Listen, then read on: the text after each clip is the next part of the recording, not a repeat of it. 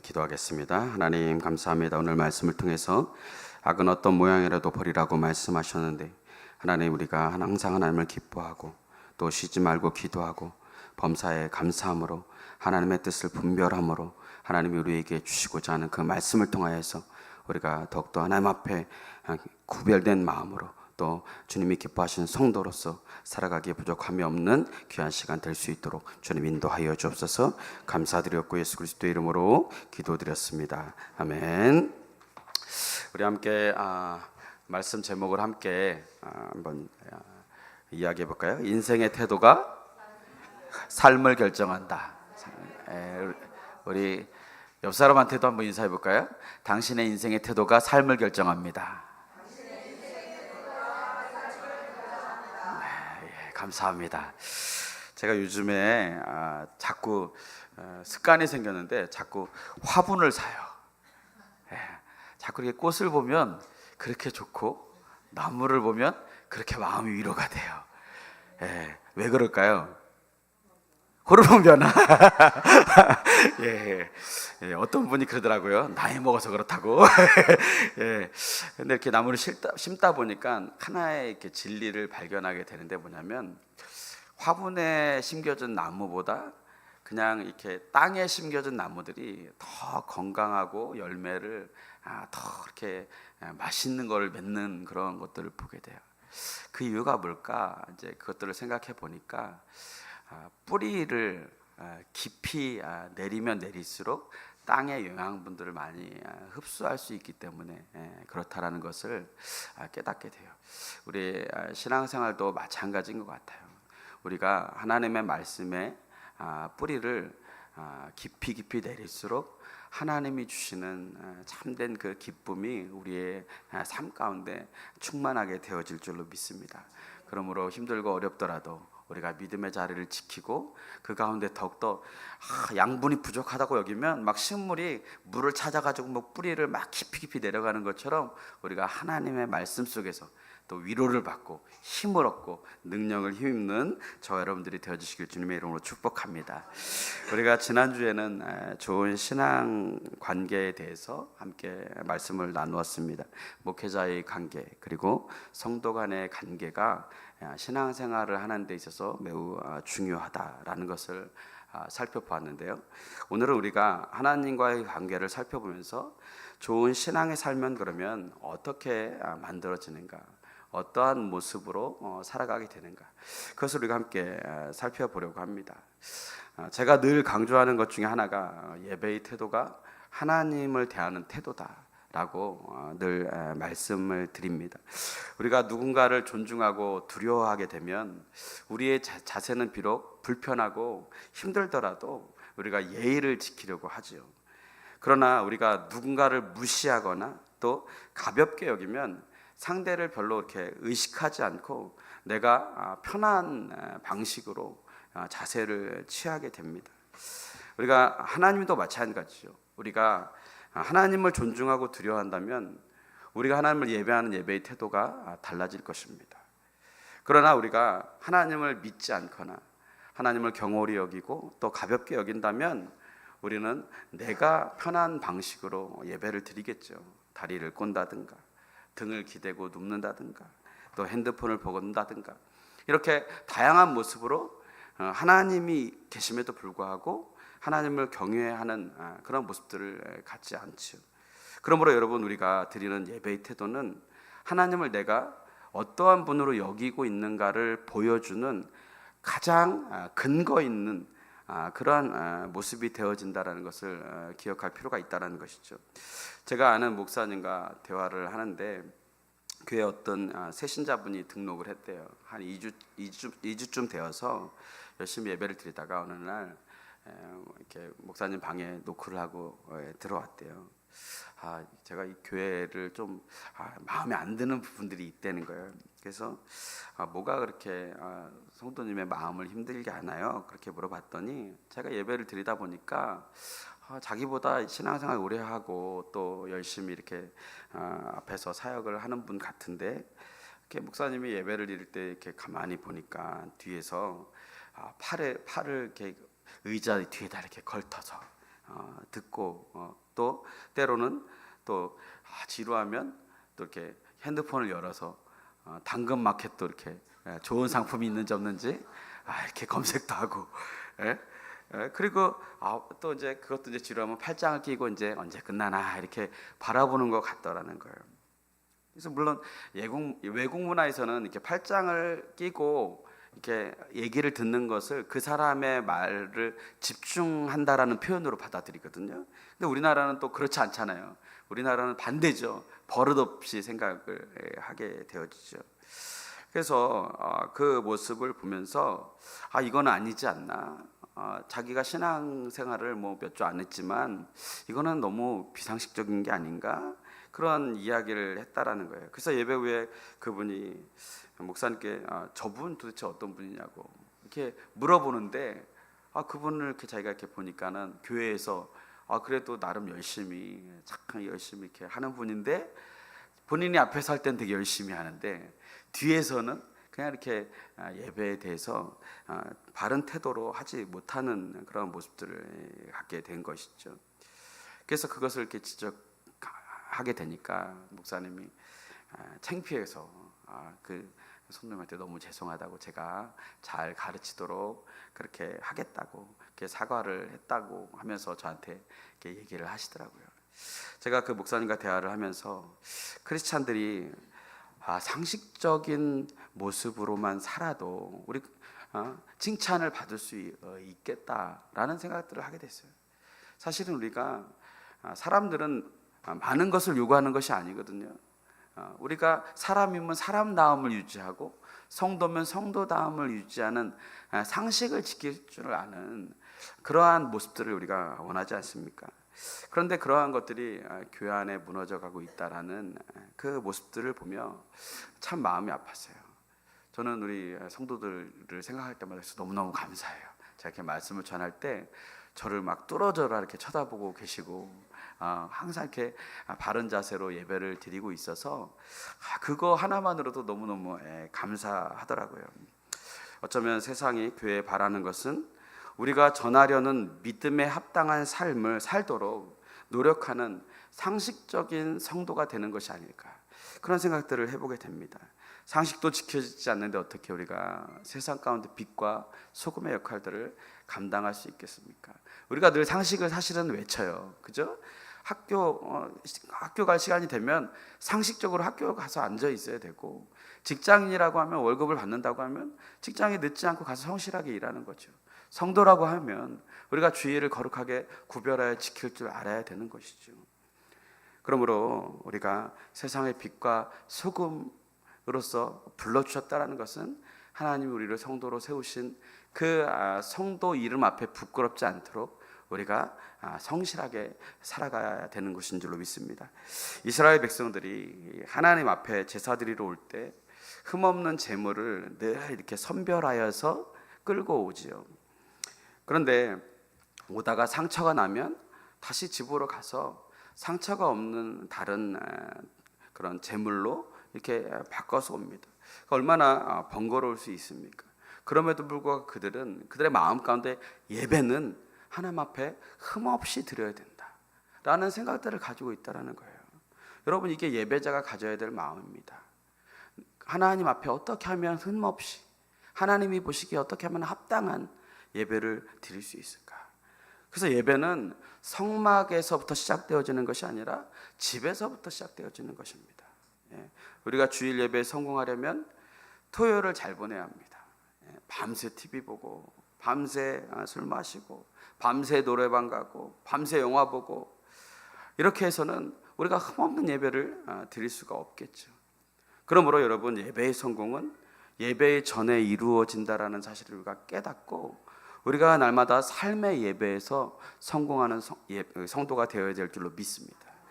주일에서부터 예배가 시작되는 것이 아니라 주일을 지키기 위해서 한 주 동안 우리가 얼마나 준비하고 믿음으로 살아가기를 노력하였는지, 그러한 모습들이 결국 이 주일에 하나님이 기뻐 받으시는 예배로 드려지게 된다는 사실입니다. 그러므로 우리의 삶의 예배가 달라져야 합니다. 우리의 삶의 태도가 달라져야 합니다. 여러분, 하나님이 이런 예배를 기뻐하시지 않겠습니까? 오늘 본문은 사도 바울이 데살로니가 교회에 보낸 서신입니다.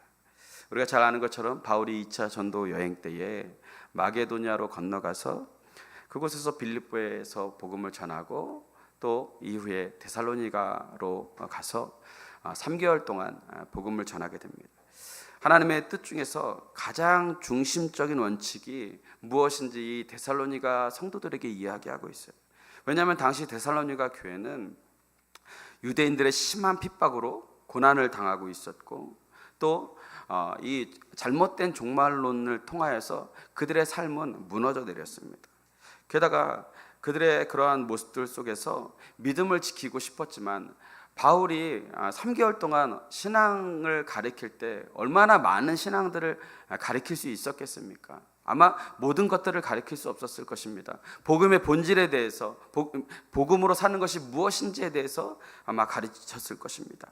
그런데 교회 안에 이러한 문제들로 인하여서 그들이 무절제하고 방종하고 일하지 않고 무의도식하는 자들이 점점 늘어나게 됐다는 것입니다. 그래서 사도 바울은 예수 그리스도께서 언제 오시더라도 우리가 믿음을 지킬 수 있도록 준비해야 된다. 그래서 깨어 근신하되 우리가 서로 피차 권면하여서 믿음의 덕을 세우고 서로 하나님 앞에 하나 되기를 힘써야 된다라고 가르치고 있는 것입니다. 다시 말해서 하나님의 뜻대로 살라고 말씀하고 계시는 것이죠. 그리고 그 하나님의 뜻의 원칙은 오늘 우리가 본문에 나타난 것처럼 항상 기뻐하고 쉬지 말고 기도하고 범사에 감사하는 것인 줄로 믿습니다. 오늘 우리의 삶에서 어떠한 신앙의 태도를 가져야 하는지 우리가 함께 살펴보기를 원하는데요. 이것이 왜 중요하냐면 삶에서 가지고 있는 신앙의 태도가 나의 삶을 결정하기 때문에 그렇습니다. 여러분, 하나님이 여러분을 택하시고 하나님 백성 삼으신 것을 믿으시나요? 그러면 여러분을 하나님의 책임져 주세요. 하나님이 책임져 주신다는 건 뭐예요? 우리가 하나님 뜻 안에 거하며 살아갈 때 우리의 삶이 바뀌게 된다는 거예요.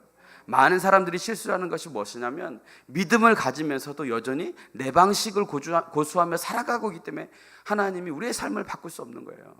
하나님은 인격적이세요. 우리의 생각을 존중하세요. 그래서 우리가 우리의 의지를 가지고 하나님을 예배하고 하나님을 믿는 믿음으로 살아갈 때 하나님이 우리의 삶을 바꾸어 가시고 형통케 하시는 은혜가 우리 가운데 있는 줄로 믿습니다. 많은 교회들이 외치는 캠페인 중에 하나가 뭐예요? 삶의 예배자가 되어야 된다는 거예요. 이 말은 일상 속에서 우리가 신앙적 태도를 가지고 하나님의 뜻 안에 거하며 살아가야 된다는 것이에요. 우리가 삶 속에서 하나님에 대한 태도를 어떻게 가지며 살아가느냐가 하나님이 우리의 삶을 이끌어 가시고 우리 가운데 역사하시는 기초가 되어진다는 것입니다. 나는 내 마음대로 내 뜻대로 내 생각대로 세상 사람들이 이렇게 살아가니까 그것에 미혹되어서 살아간다면 우리는 하나님이 주시는 복을 누리지 못합니다. 왜요? 하나님의 백성답게 살아야 하나님의 백성으로서 살아가야 하나님이 우리의 인생을 책임지는 것이지 우리는 자꾸 사탄이 좋아하는 삶을 살아가면서 하나님 왜 나에게 복을 안 주시냐고 자꾸 그런 모습으로 살아간다면 우리는 하나님이 주시는 온전한 복을 누리며 살아갈 수 없는 것이죠. 그렇기 때문에 우리는 우리의 삶 속에서 우리가 하나님에 대한 태도를 어떻게 가지고 살아가느냐 그것을 우리가 고민하고 돌이켜볼 수 있어야 된다는 사실입니다. 제가 목회를 하다 보면 성도님들이 저에게 여쭤보는 질문들이 있어요. 목사님, 제가 직장을 옮기고 싶은데 이게 하나님의 뜻일까요? 하나님, 이 사업을 좀 해보고 싶은데 하나님의 뜻일까요? 목사님, 우리 자녀가 어느 대학 가야 될까요? 그렇게 물어요. 그리고 이 대학 가는 것이 하나님의 뜻일까요? 이리로 가는 게 하나님의 뜻일까요? 저리로 가는 게 하나님의 뜻일까요? 그러면 제가 뭐라고 해야 될까요? 몰라요. 저도 모릅니다. 그러나 오늘 말씀을 통해서 말씀드릴 수 있는 것은 뭐냐면 내가 어떤 직장을 가더라도 내가 어떤 학교를 가더라도 내가 어떤 선택을 하더라도 이리로 가고 저리로 가더라도 기뻐하고 기도하고 감사하는 것이 하나님의 뜻인 줄 믿습니다. 여기 계신 부모님들 잘 들으셔야 돼요. 자녀들에 대해서 하나님께서 어떻게 하길 원하시나요? 우리는 우리의 자녀들을 우리의 힘으로 세상의 기준에 맞춰서 키우려고 해요. 그래서 세상에 좋다 하는 것들을 다 제공하려고 합니다. 그런데 여러분, 그것이 하나님의 뜻이 아닙니다. 하나님의 뜻은 우리의 자녀를 인해서 기뻐하고, 우리의 자녀를 위해서 기도하고, 우리에게 자녀를 주신 하나님께 감사하는 것이 하나님의 뜻이에요. 우리는 이것을 잃어버리고 살아요. 제가 말씀 준비하면서 하나님의 뜻대로 하는 목회가 무엇일까를 생각했는데, 너무 제가 어긋난 그런 생각들을 하고 있더라고요. 너무 간단한 것이었는데 하나님이 이렇게 늘 생각나도록 알려주시는 말씀이었는데 그거를 잘 깨닫지 못했더라고요. 그것은 하나님이 보내주신 성도를 기뻐하고, 하나님이 보내주신 성도를 위해서 기도하고, 하나님이 보내주신 성도를 인해서 하나님께 감사하는 게 목회더라고요. 제가 뭘 더 이상 할 수 있겠습니까? 그렇다면 우리 교회를 향한 하나님의 뜻이 무엇일까요? 그것은 마찬가지예요. 늘 푸른 교회를 인해서 여러분들이 기뻐하고, 늘 푸른 교회를 위해서 여러분이 기도하고, 늘 푸른 교회를 우리에게 허락해 주신 하나님을 인하여서 감사하는 것입니다. 목회자를 위해서도 마찬가지고, 우리 옆에 계신 성도들을 위해서도 마찬가지입니다. 서로를 위해서 기뻐하고, 서로를 인해서 기도하고, 서로를 인해서 주신 하나님 앞에 감사하는 거죠. 하나님의 뜻을 알려드렸으니까 설교는 끝났습니다. 그러나 여러분들이 실망할까봐 2부를 준비했습니다. 제가 어제 주일학교 풋살 대회를 마치고 교회 와서 물품을 정리하고 또 청소하면서 오늘 준비한 말씀을 묵상하면서 피곤하죠. 목사님들이 토요일 날 어디 가서 행사하고 하루 종일 있는다는 게 참 쉽지 않은 일이에요. 그러나 다른 목사님들이 막 이렇게 경기하다가 가시고 그러는데 나도 가야 되나 말아야 되나 이렇게 생각을 하다가 그래 있자. 그러면서 이제 끝까지 이렇게 우리 아이들과 또 우리 같이 응원하러 오신 성도님들과 함께 있었습니다. 우리 교회가 다른 교회를 섬겨주느라고 내 경기를 다 줬습니다. 얼마나 착해요. 목사 닮으니까 지는 게 이기는 거를 삶으로 실천을 하더라고요. 너무너무 기뻤습니다. 아이들과 응원하는 성도들이 있어서 기뻤고, 다음 세대를 준비하며 아이들을 위해 기도할 수 있는 교회가 돼서 기뻤고, 또 이렇게 많은 아이들을 우리에게 허락해 주신 하나님 앞에 감사할 수 있었습니다. 이것이 하나님의 나라 아니겠습니까? 그런데 사탄은 자꾸요 우리의 마음에서 기쁨을 빼앗아 갑니다. 여러분, 우리가 지금 하나님의 뜻을 발견했어요. 그죠?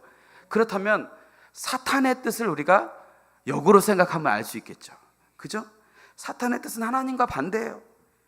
기뻐하지 않는 거예요. 기도하지 않는 것이고 감사하지 않는 거예요. 그래서 이곳이 하나님의 역사하는 곳인지 마귀가 역사하는 것인지, 하나님의 뜻이 이루어져 가는 것인지 마귀의 역사가 이루어져 가는 것인지 알려면 하나님의 기쁨이 있는지, 우리가 이것을 통해서 기도하고 있는지, 또 이것을 인하여서 우리가 감사하고 있는지를 보면 하나님이 다스리고 있구나를 깨달을 수 있는 거예요. 그래서 우리 옆 사람들에게 한번 확인해 보세요. 제가 사탄의 뜻대로 사는 것 같은지, 저 사람이 하나님의 뜻대로 살아가는 것 같은지. 아무도 안 쳐다보는 거 보니까 제 마음대로 생각해 보겠습니다. 그래서 하나님이 오늘 말씀을 보니까 우리에게 명령하세요. 명령하신다는 건 왜예요? 우리의 의지로 우리의 생각대로 하지 않으니까 명령을 통해서라도 우리에게 하나님이 이거 너희들이 좀 했으면 좋겠다, 이거 너무너무 좋은데 너희들이 이거 했으면 좋겠다 라고 말씀하시는 거예요. 그렇지 않으면 우리의 영혼이 망가지는 거죠. 그래서 하나님은 하나님의 자녀들에게 명령을 하실 때 그것에 합당한 응답을 주십니다. 그러니까 하나님이 우리에게 기뻐하라고 명령하시는 이유는 우리에게 기쁨을 주시기 위한 거예요. 왜 기도하라고 합니까? 내가 응답해 주겠다라는 거예요. 왜 감사하라고 하십니까? 감사한 것들을 더 많이 부어주시기 위해서 감사하라는 것이죠. 제가 어제 운전을 하면서 초보 운전인가 봐요. 오른쪽 깜빡이를 깜빡 계속 켜는데 주말이니까 차가 얼마나 많아요. 아무도 안 껴줍니다. 그냥 쉥쉥 달리고 막 앞으로 막 붙이고. 그래서 제가 뒤에서 이렇게 멀찍이서, 아직 멀지만 멀찍이서 내가 저분 양보해 드려야 되겠다. 그래서 이제 이렇게 계속 천천히 가면서 이제 제 앞에 드디어 당도 했더라고요. 그래서 제가 이렇게 들어가라고 속도를 이렇게 늦췄어요.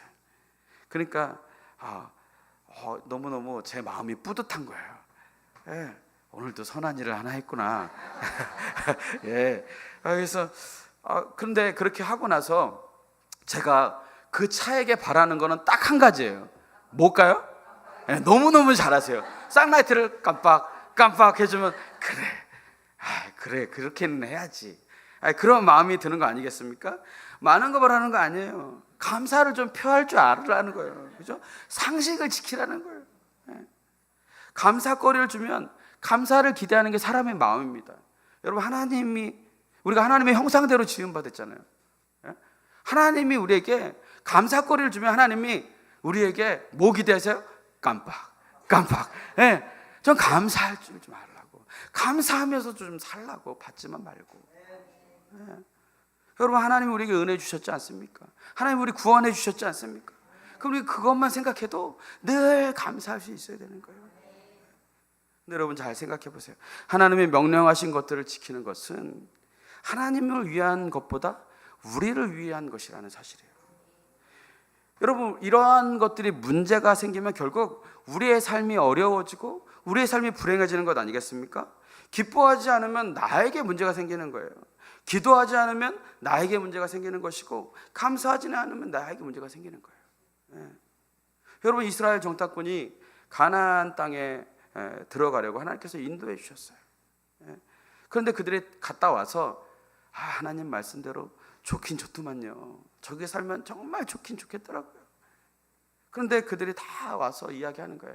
그런데 거기 성벽이 높고 거기를 지키는 사람들이 아주 그냥 거인들과 같아서 우리는 거기 메뚜기처럼 우리는 거기서 살 수 없습니다.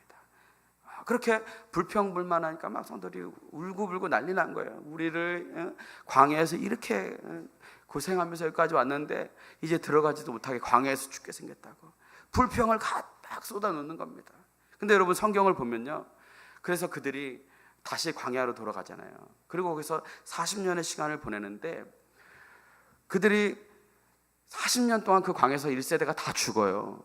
근데 그 죽음의 원인을 살펴보니까요, 더워서 죽은 사람이 없어요.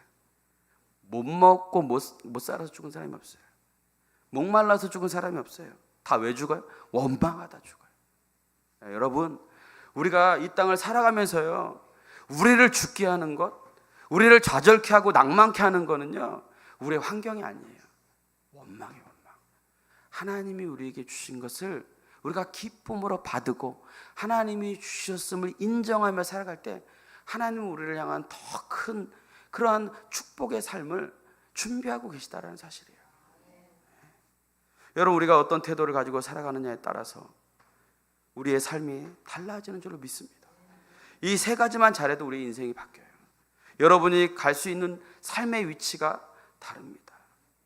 여러분, 기뻐하시면 엔돌핀이 돌아서 이쁘죠. 제가 이렇게 생겼어도 인기가 좀 있어요. 왜요? 잘 웃어요. 여러분, 인상 쓰고 잘생긴 사람보다 둥실둥실하고 잘 웃는 사람이 더 인기가 많아요. 그러니까 우리 사모가 절 택했죠.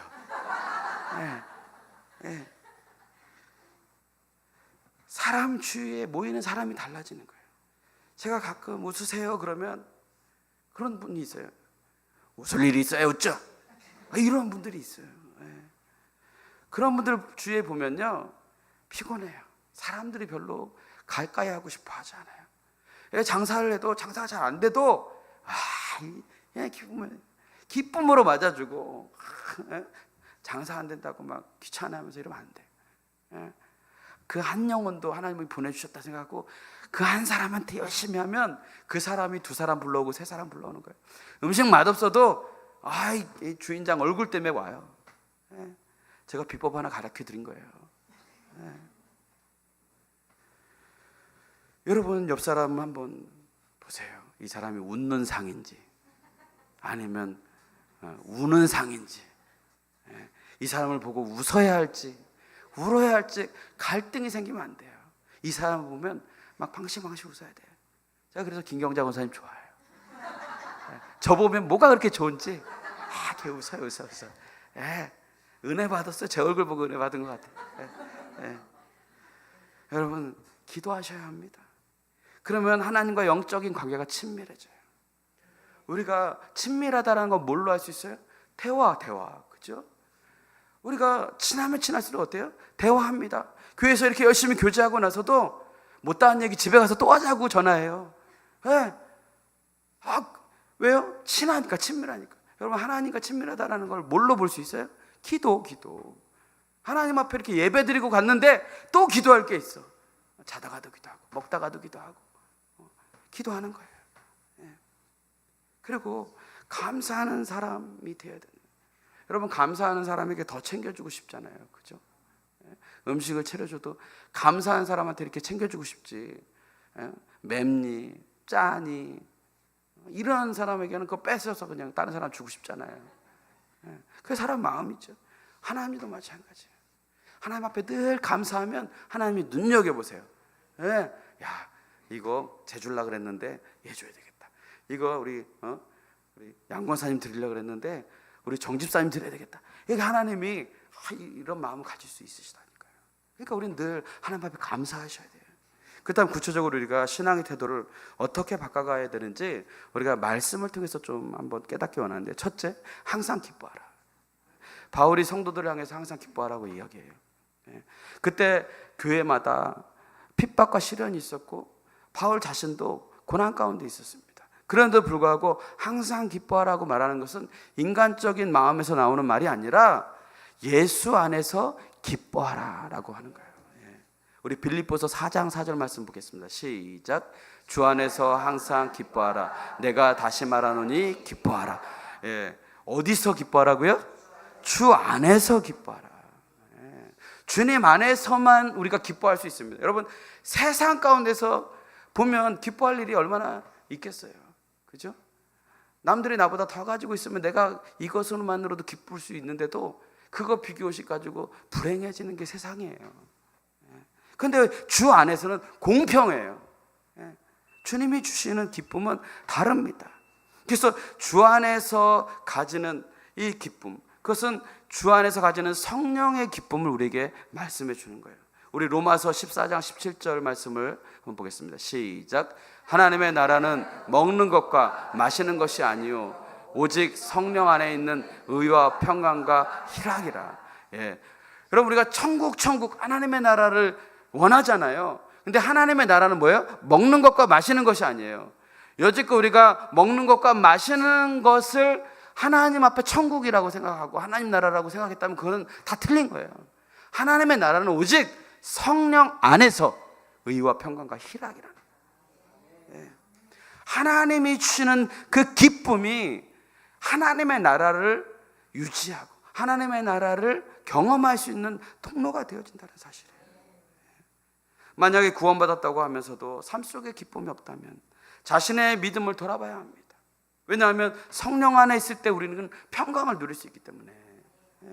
그래서 내 마음에 평강이 뺏기고 기쁨이 뺏기면 그걸 어떻게 받아들여야 되냐면, 내가 성령 충만하지 못하구나, 내가 성령 안에 거하고 있지 않구나, 그렇게 자기를 진단하면 100% 맞아요.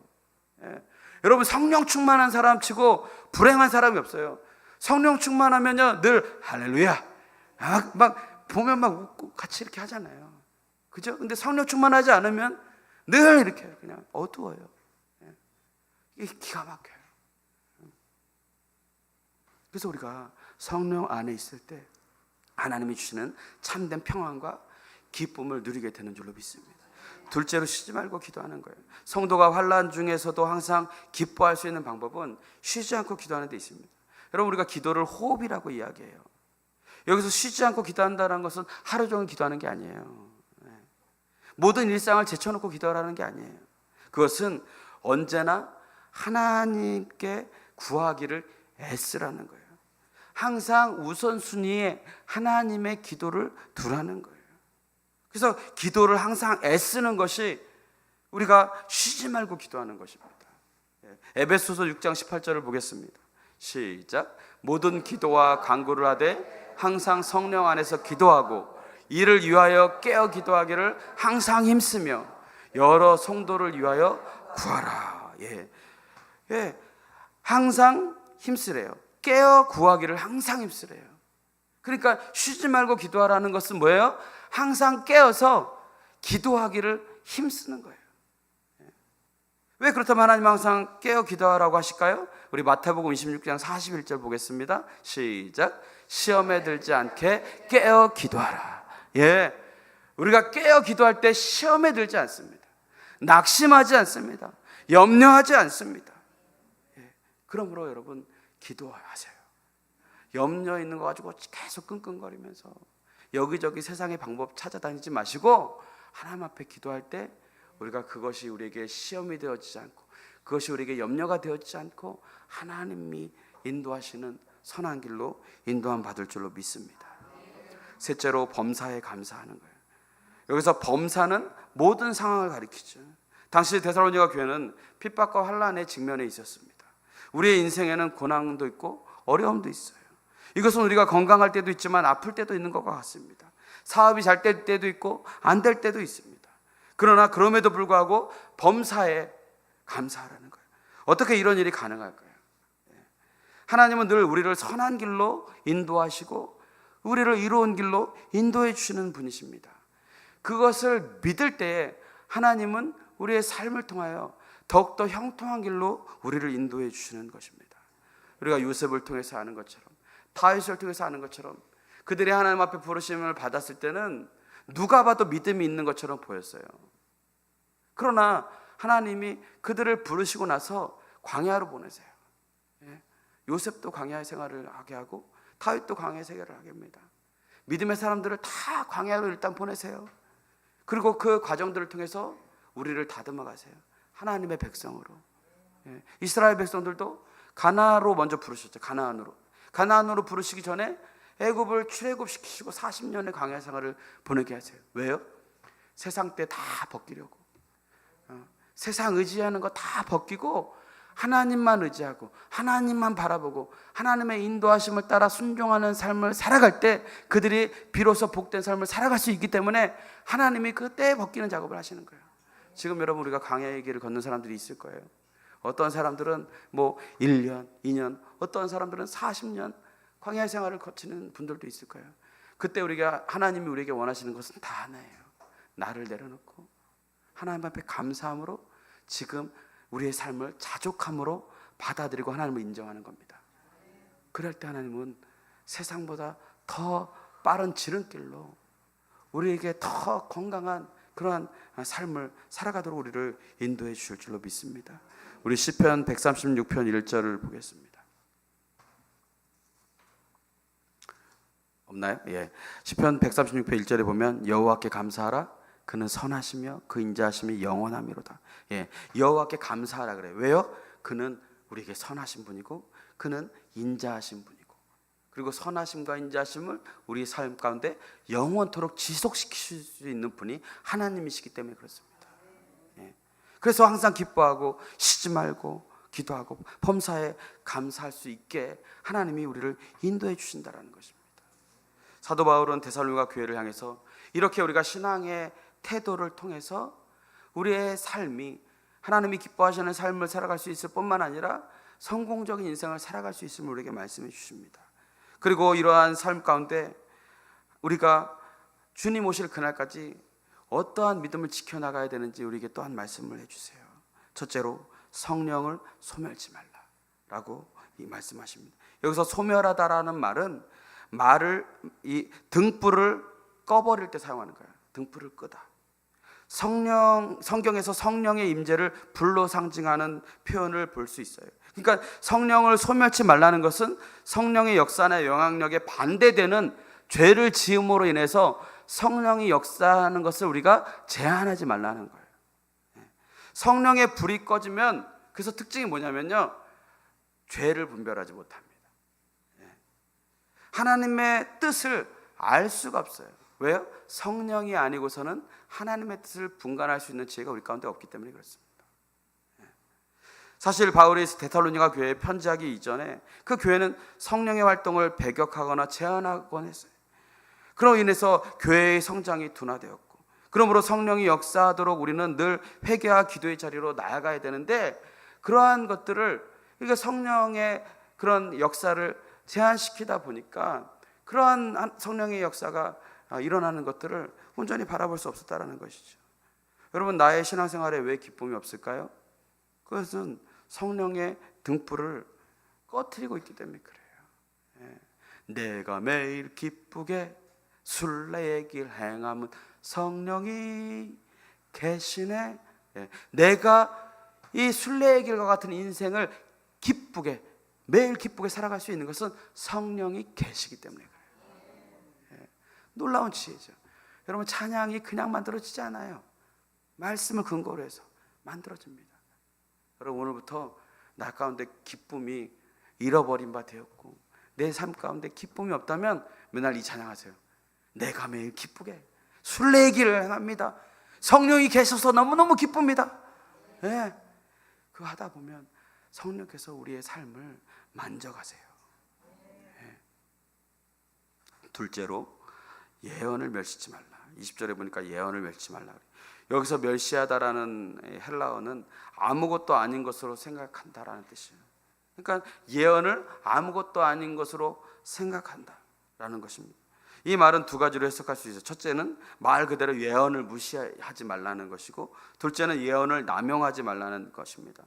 예언의 은사는 초대교회 당시에 하나님의 말씀을 선포하고 가르치는 것을 지칭했습니다. 그러니까 우리가 성경에서 예언은 하나님이 우리에게 주셨지만, 그 예언의 가장 본질적인 것은 뭐냐면 하나님께서 맡겨주신 말씀을 드러내는 것입니다. 내가 이 사람을 위해서 기도해요. 근데 하나님이 하나님의 말씀을 자꾸 생각나게 하시고 그 말씀을 내 입술로 이야기하게 하세요. 그것을 우리가 제한해서는 안 된다는 거예요.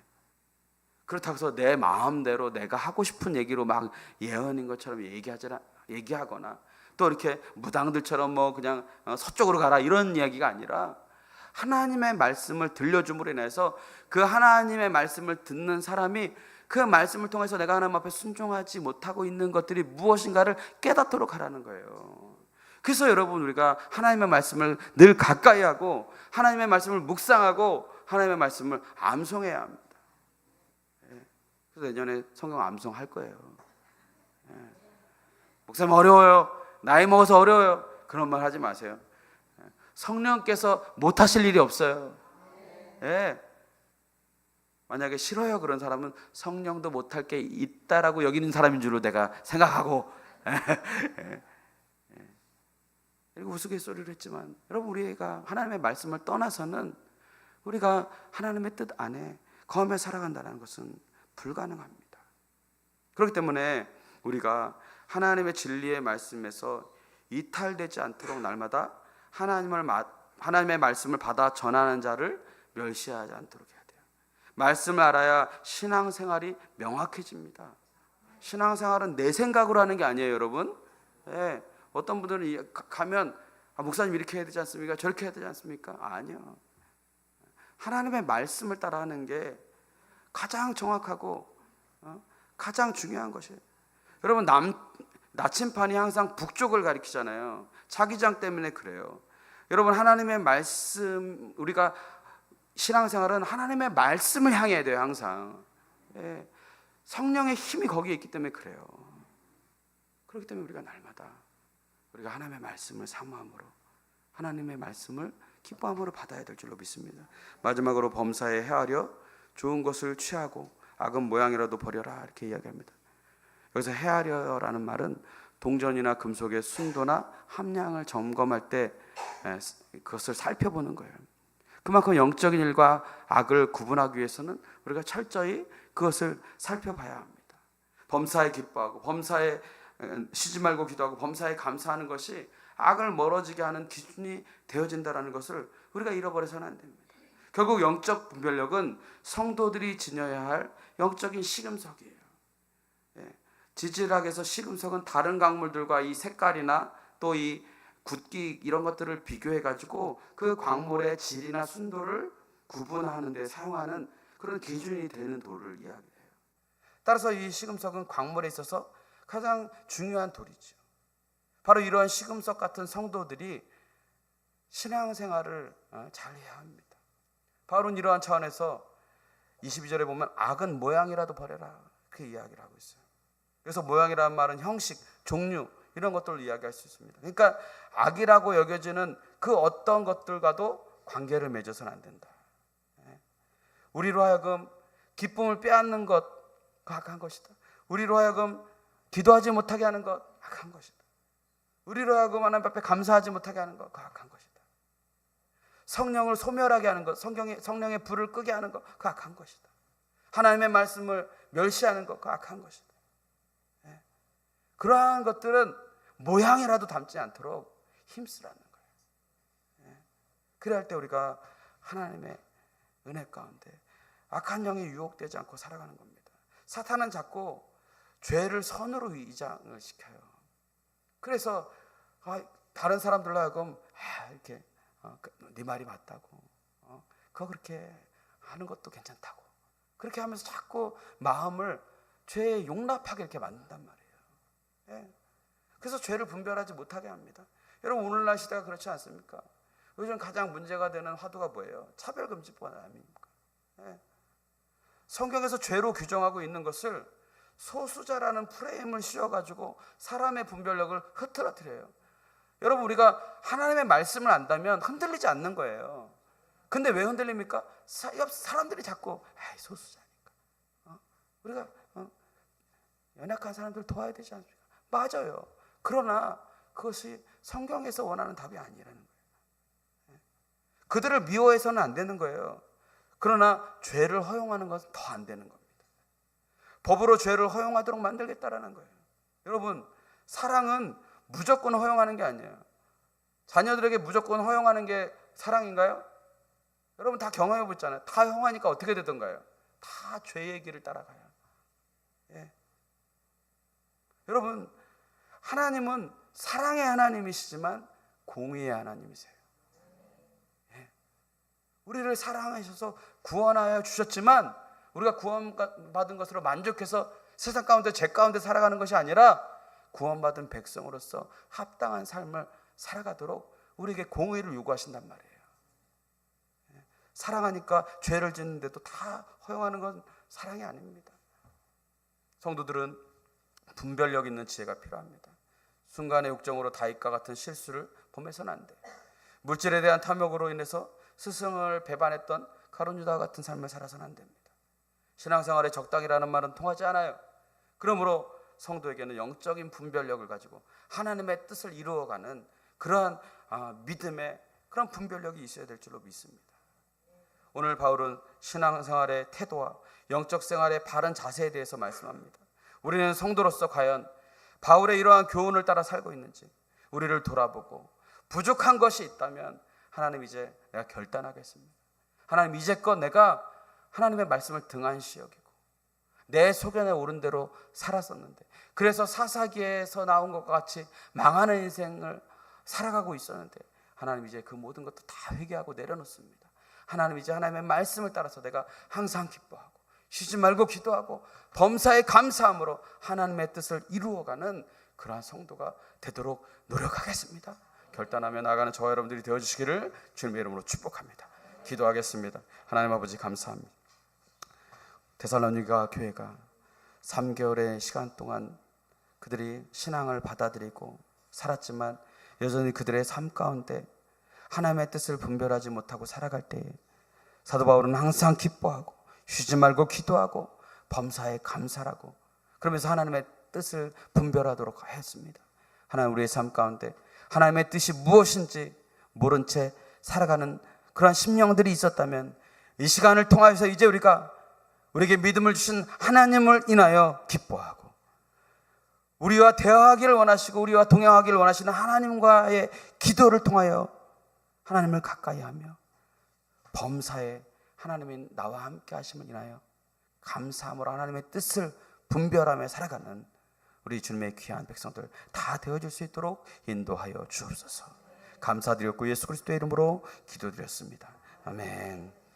이 시간은 여전도 회원들